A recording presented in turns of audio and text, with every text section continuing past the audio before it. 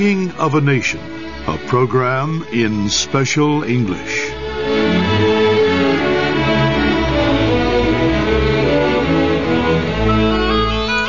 By February 1st, 1861, 7 southern states had withdrawn from the United States of America. They created their own independent nation, the Confederate States of America. The South seceded because a Republican, Abraham Lincoln, had been elected president. Southerners believed Lincoln would support a constitutional ban on slavery. They were afraid their way of life was about to end. I'm Harry Monroe. Today, Kay Gallant and I tell about the beginning of Abraham Lincoln's administration.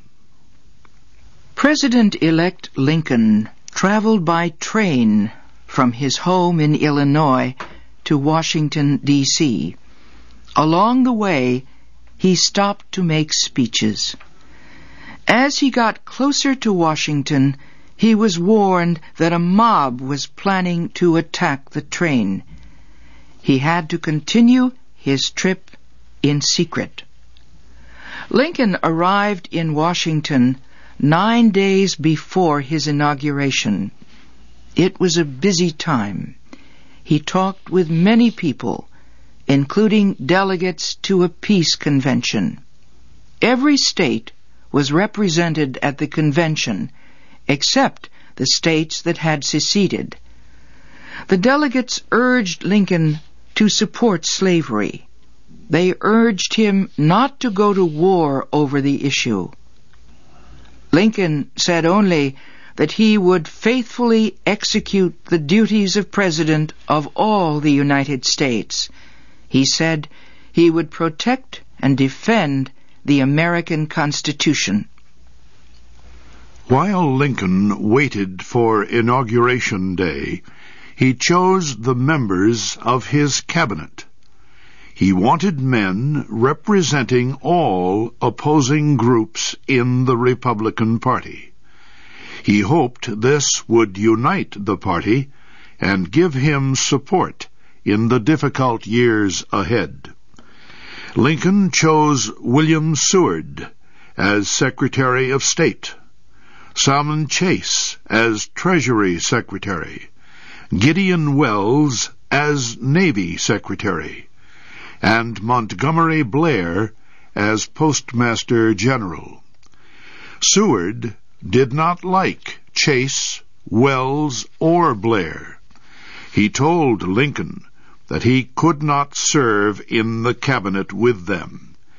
He said they would never be able to work together. Lincoln answered that he would be happy to make Seward ambassador to Britain instead of Secretary of State. Seward gave up the argument and agreed to join the cabinet. Inauguration Day was the 4th of March. President-elect Lincoln rode to the ceremony with outgoing President James Buchanan. Buchanan was ready to give up his power. He told Lincoln, "If you are as happy to get into the White House as I am to get out of it, you must be the happiest man alive."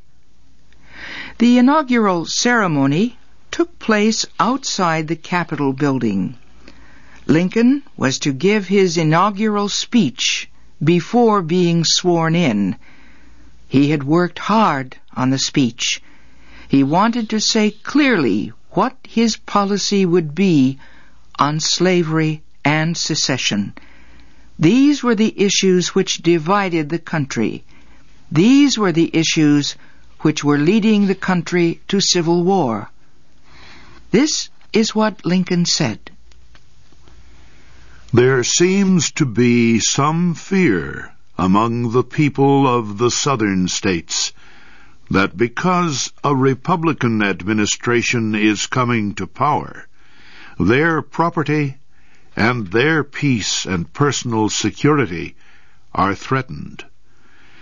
There has never been any reasonable cause for such fears. In fact, much evidence to the contrary has existed, open to their inspection. It is found in nearly all my published speeches. In one of those speeches, I declared that I had no purpose, directly or indirectly, to interfere with the institution of slavery in the states where it exists. I said I believed I had no legal right to do so, and no wish to do so. This statement is still true. I can only say that the property, peace, and security of no part of the country are to be in any way endangered by the incoming administration. Lincoln noted that 72 years had passed since the first president was inaugurated. Since then, he said, 15 men had led the nation through many dangers, generally with great success. He went on, I now begin the same job under great difficulty. The breaking up of the Federal Union, before only threatened, now is attempted.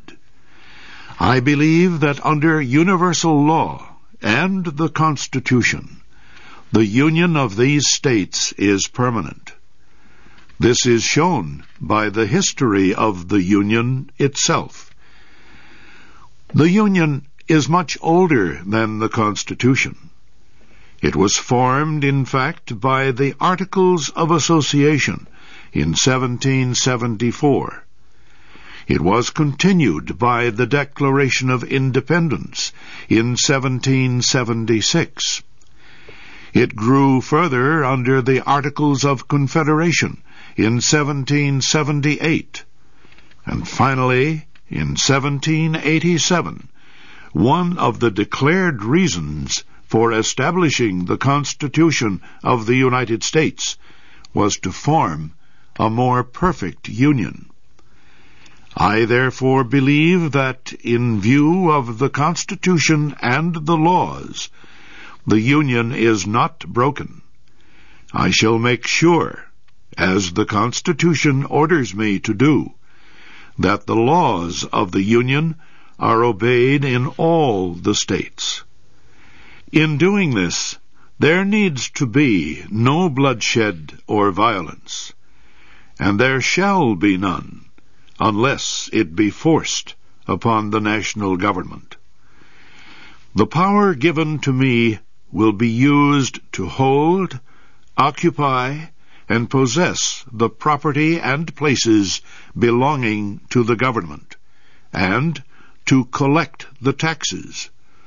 But beyond what is necessary for these purposes, there will be no invasion, no using of force against or among the people anywhere. Lincoln then repeated some statements he had made during his campaign for president. He used them to explain the differences between North and South. One part of the country, he said, believes slavery is right and should be extended. The other part believes slavery is wrong and should not be extended.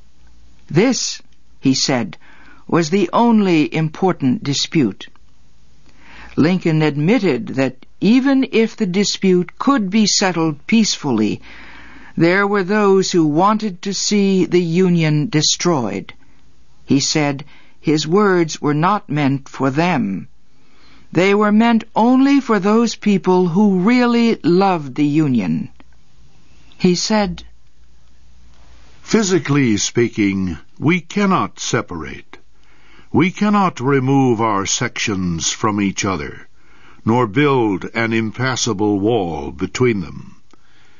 A husband and wife may be divorced and go away from or out of the reach of each other. But the different parts of our country cannot do this. They must remain face to face, and relations, friendly or hostile, must continue between them. Is it possible to make those relations better after separation than before? Can aliens make treaties easier than friends can make laws? Can treaties be more faithfully enforced between aliens than laws can be enforced among friends? My countrymen, one and all, think calmly and well upon this subject. Nothing valuable can be lost by taking time. In your hands, my dissatisfied fellow countrymen, and not in mine, is the great issue of civil war. The government will not attack you. You can have no conflict without being yourselves the aggressors. We are not enemies, but friends. We must not be enemies. Though emotion may have damaged them, it must not break our ties of love. Abraham Lincoln then placed his hand on the Christian holy book, the Bible. The Chief Justice of the United States then spoke the presidential oath. Lincoln repeated the words, and the United States had a new president. Lincoln's first crisis came quickly. It was a problem left unsolved by the outgoing president. Lincoln had to decide immediately what to do about the federal fort in the harbor of Charleston, South Carolina, Fort Sumter. The fort was surrounded by Southern artillery. Southern gunboats guarded the harbor. The federal troops inside Fort Sumter were getting dangerously low on food. But any attempt to send more men or supplies would be seen as an act of war, civil war. That will be our story next week.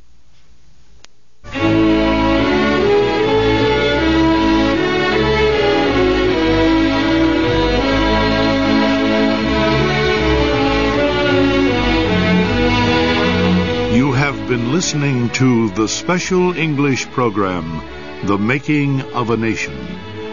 Your narrators were Kay Gallant and Harry Monroe. Our program was written by Frank Beardsley.